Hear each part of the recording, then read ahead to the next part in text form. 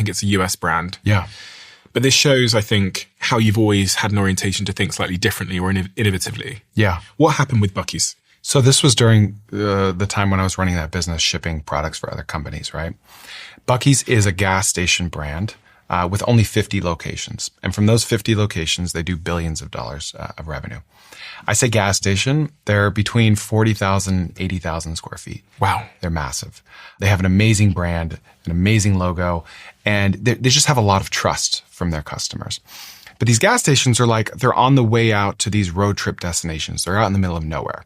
And so if you live in Dallas and you're driving down to the beach, you're going to stop by Buc-ee's on the way there and on the way back, and you're probably going to spend hundreds of dollars, right? You're going to fill up the tank, then you're going to buy shirts and snacks and all that stuff. So at the time we were running this e-commerce fulfillment business, we went to Buc-ee's. I brought my cousin, my business partner, just to kind of show him the experience.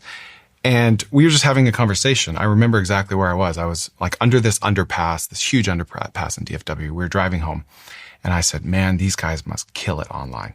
They must sell so much stuff. Why?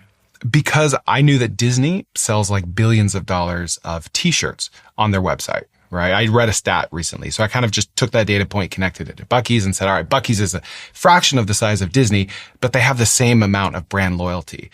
People love their shirts. You'll see their shirts all over the world, even though they only have 50 locations like in the Southeast, right?